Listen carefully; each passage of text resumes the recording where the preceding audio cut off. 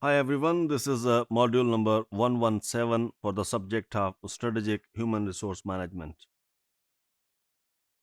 In this module, we will continue to explore the human resource development, an important function of strategic human resource management. And in this module, we will talk about the theory and practice of HRD, human resource development, behavioral and cognitive learning. What it is, we will talk about it now. Behavior, as I said, that you have an attitude and you have a behavior. Attitude is something in your mind, while behavior is how you act. This is what people see. Attitude is hard to see. Attitude is how do you see things, what you prefer, what you like and dislike, what you value in your life. For example, your attitude about punctuality. You say that, okay, it is important to reach at time in the classroom, or to attend a lecture, or to attend a function, or to attend a marriage ceremony. It is important to reach at time.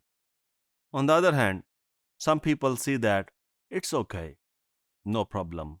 A little bit more is acceptable to them. Where is the difference? The difference is in the attitude. How do you see things? That makes a difference in your life. The people with the right attitude, it's a very subjective term to say right attitude. What is the wrong attitude and what is the right attitude? It's very subjective. But however, we talk about that people in a general sense with the right attitude make a difference in their life and in others' life, in their family's life, in their parents' life, and so on. So, behavioral learning is the focus is on the change of behavior or to develop or adapt a particular set of behavior. So, behavioral learning theory focuses on behavioral outcomes as a result of learning outcomes.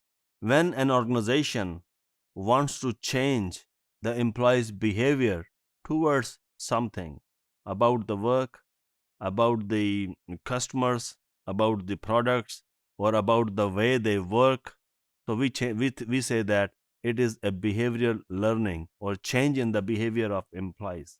That is action. I'm not talking about attitude here. So the purpose of learning is to produce a specific prescribed behaviors. You say that this is what we want you to do. This is what we want our employees to do.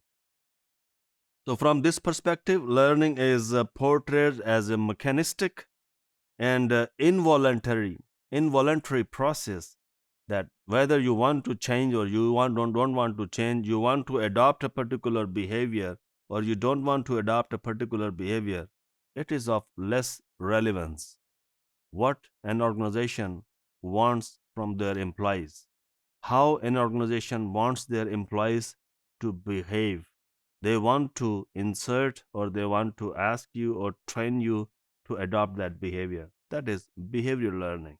So, skills and training through coaching, guided practice, and instructions are typical examples of behavioral transformation or behavioral changing.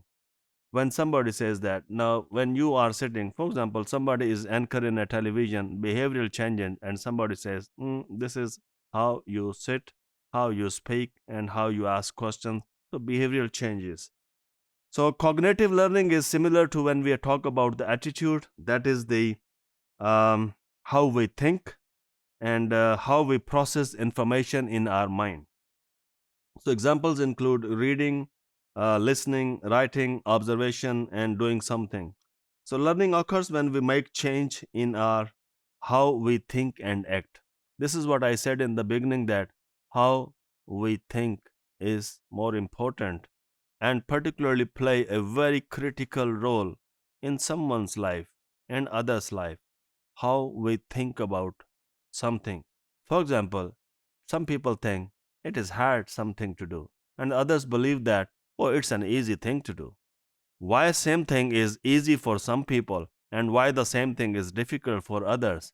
Most of the times, yes, skills and other abilities are also important, but most of the times, what is in your mind? How do you see things? What you want to be? What you want to do? Thanks.